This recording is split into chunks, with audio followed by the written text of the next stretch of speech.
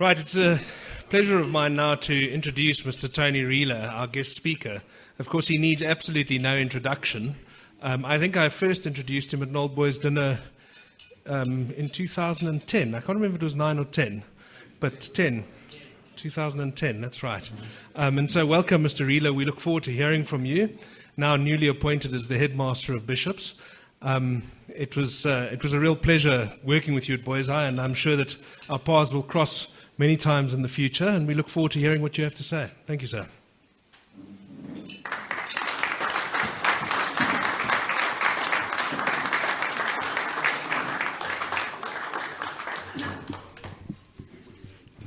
Good evening, gentlemen. There are a couple of things in life that may be considered impossible.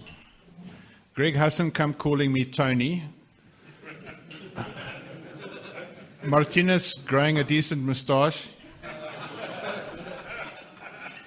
And this Old Boys dinner taking place. And I was absolutely blown away when Jeff got hold of me and said that actually it was going to take place.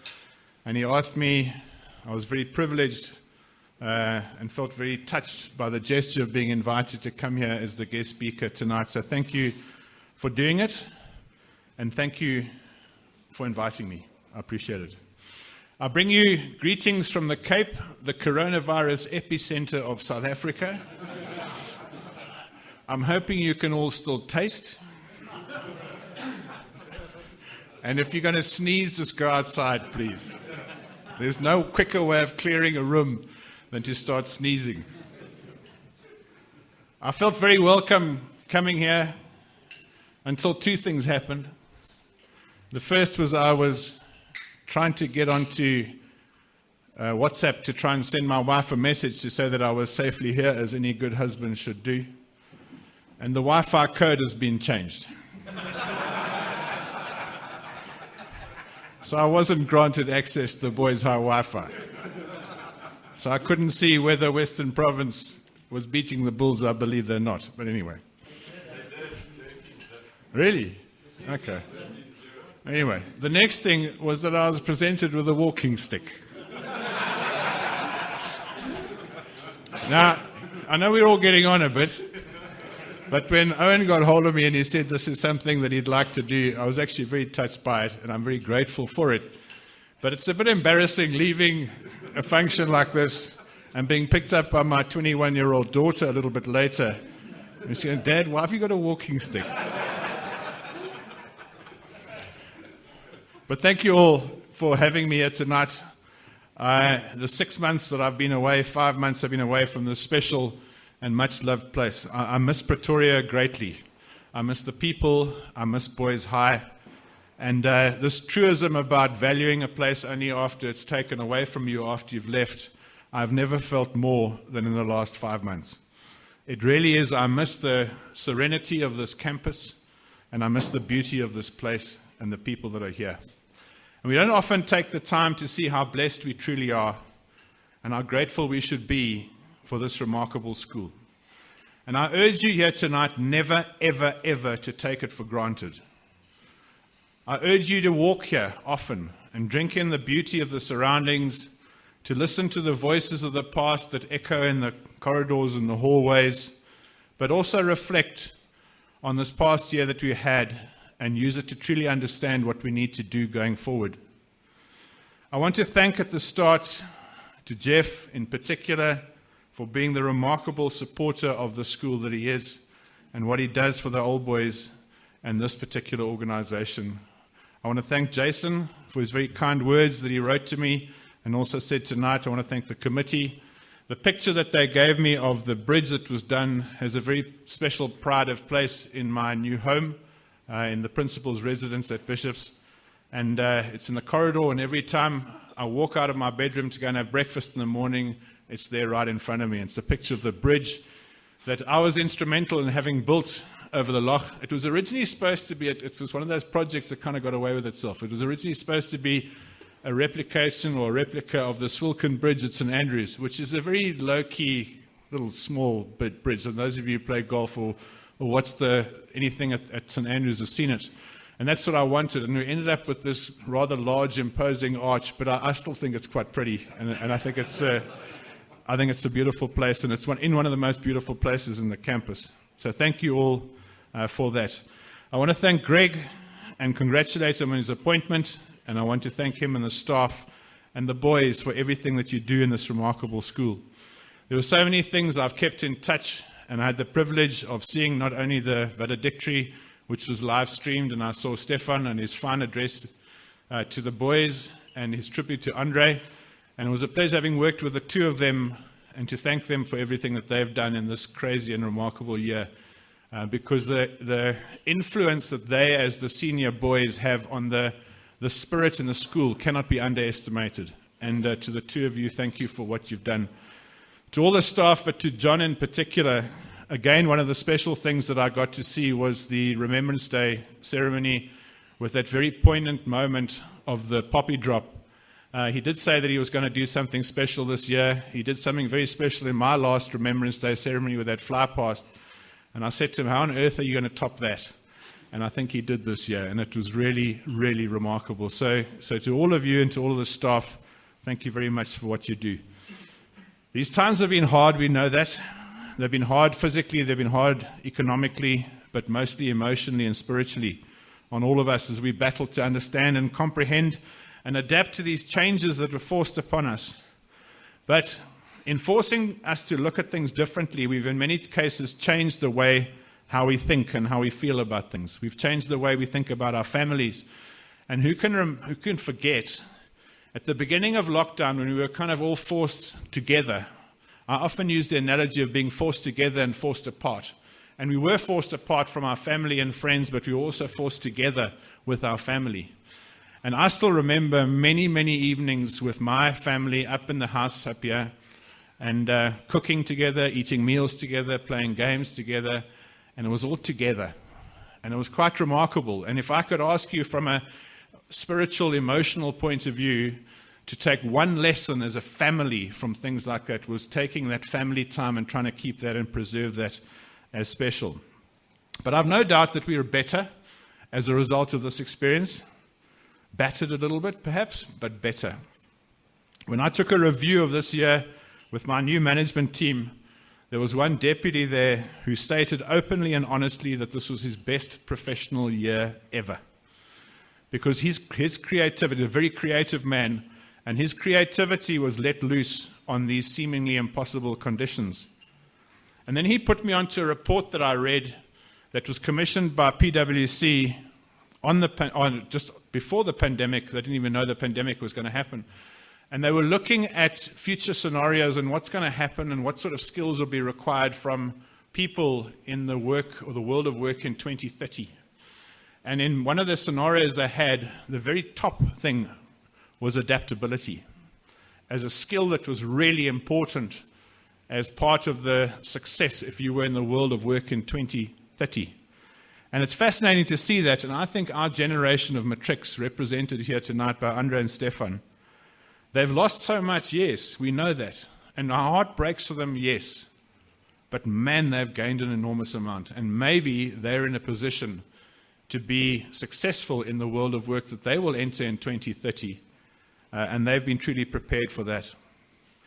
So I've engaged in some fairly deep thought as an educator and as a leader of an educational institution in this time of reflection and thinking about things that we did that we thought were right, that we were forced to change, and now we question their very existence.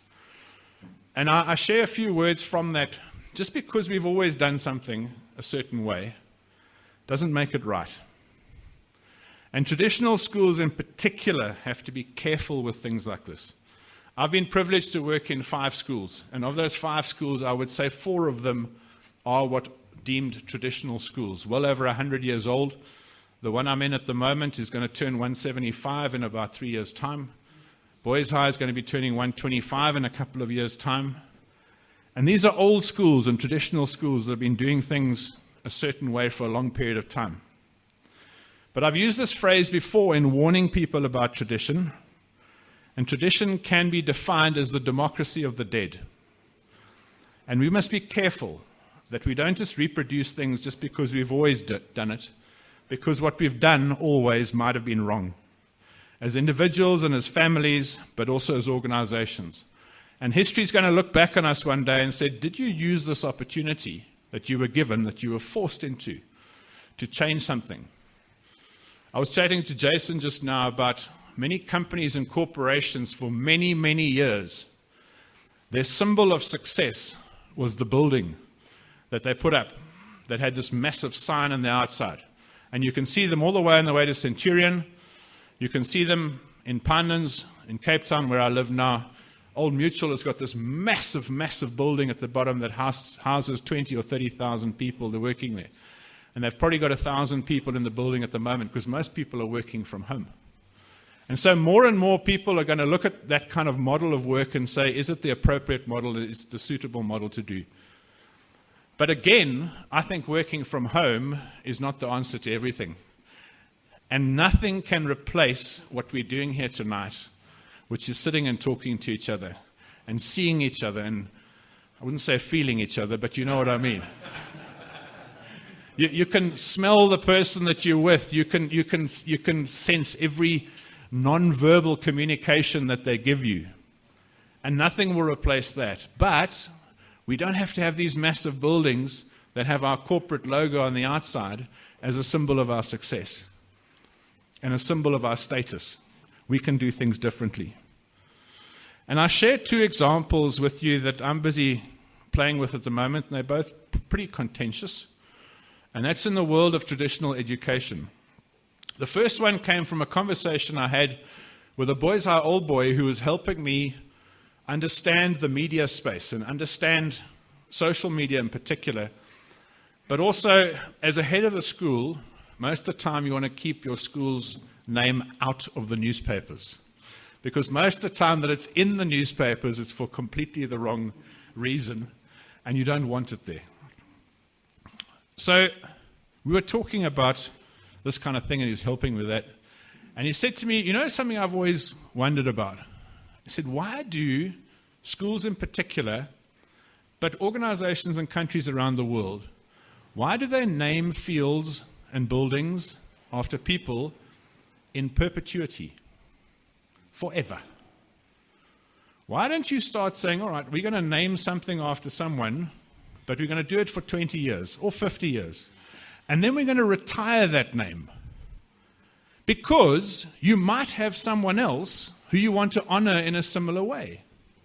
And you could have on the side of your field or your building or whatever, that this building has been called so-and-so and so-and-so and so-and-so.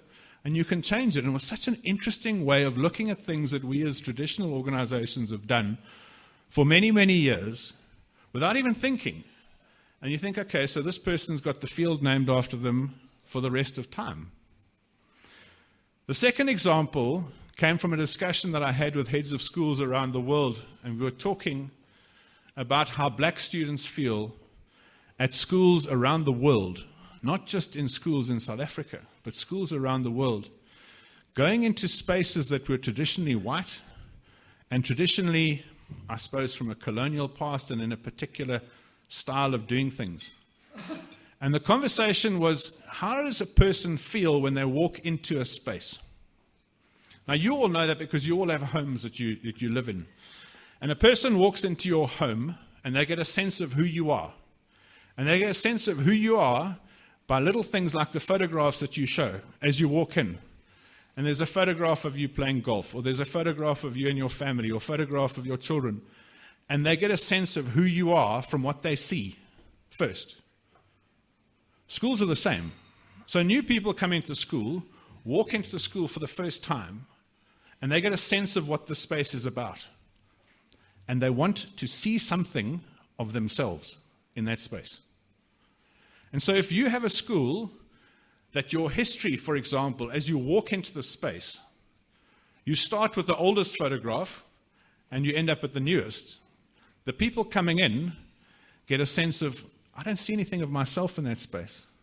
And there's one school and one headmaster that I was talking to, a South African school, and what they're doing is they're just simply turning it around.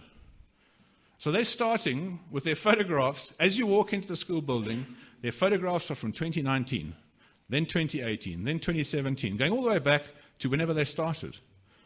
And it's a simple little thing like that as a school that we can do, and we're looking to do that at Bishops as well, is to say to people, you are welcome, we see you, we acknowledge you, and here's something of you in that space. So these and other little simple perspective checks have been the order of the day this past year. There is a misconception that as the clock strikes midnight on the 31st of December 2020, the coronavirus will be gone. I've got news for you. It's not gone. It's not gone. It's going to be with us for a long, long time. It's going to be with us until all of us have been sick and have developed this thing called herd immunity, or until all of us have had some kind of vaccine against this particular thing. And it's going to be around, and we've got to learn how to deal with it. But we have a chance, because we're older and we're wiser and we've learned lessons this year, to kind of reset ourselves, and to reset ourselves as individuals, as families, as organizations, and as schools. And we have to reset education in South Africa. I left a place of privilege to go to a place of even greater privilege. And so at Boys High, the model of remote learning, I think, was absolutely suited at the time to the school community. With its diverse economic composition, I think it was right. The Bishops model was very different. It was live teaching. So there was live teaching that took place. So the kids logged on for the first lesson and then logged on for the second lesson, and so it went on. And teachers at schools like that, and schools like Boys High, worked harder than ever before, and more than many teachers in other schools. And they came up with creative ways of educating via WhatsApp, via Facebook, and various other platforms. And this was all while they were balancing their own personal lives, looking after their own families and their own children's learning, and making sure that other people's learning could keep going on. And we got the matric exam results coming out. They're only coming out on the 22nd or 23rd of February, and it's going to be quite late this year. And so university is only starting towards the end of March. But this is going to be an interesting set of matric results that come out. And I think there'll be probably a healthy dose of skepticism as to whether these matric results are indeed valid. But they will be coming out, and I think that there will be some outstanding performances from boys at schools such as this one. There were people that were talking about remote education or remote learning as the answer to the South African education crisis. I'm not sure that remote learning can ever replace a good teacher. And a good teacher who can see these subtle non-verbal signals in their children. But I do think that as privileged schools, we need to share more. And we've had an opportunity now over the last 7 months where schools like this have developed curricula and developed ways of getting that curricula to their pupils, very creative ways. And we can use that as a means of trying to improve education in South Africa at large. And so, in conclusion, as we press this little reset button that we've all got to do, and we get to an end of this year, there's much to do, but I really believe that there is hope, and there must be. And I was so pleased when John gave his toast to South Africa, and he spoke about all these things that we've got wrong, but he spoke about hope and his message of hope. Hope for change for the better, hope for good health for ourselves and our families, hope for an improved economy and education system, and hope for our young boys, the men of tomorrow. And we need to cling to that hope with all of our hearts. And I came across some words written by French author many, many years ago, Alexandre Dumas, who spoke about hope. And he said something that I thought was particularly appropriate for this experience that we've been through. He said, "There's neither happiness nor misery in the world. There's only the comparison of one state with another, nothing more. He who has felt the deepest grief is best able to experience supreme happiness. We must all have felt what it feels like to die, Morel, that we may experience the enjoyments of life. So live then and be happy, beloved children of my heart. And never forget that until the day God will deign to reveal the future to man, all human wisdom is contained in these two words: wait and hope. This has been a remarkable year. This has been a remarkable evening. And thank you very much for having me here.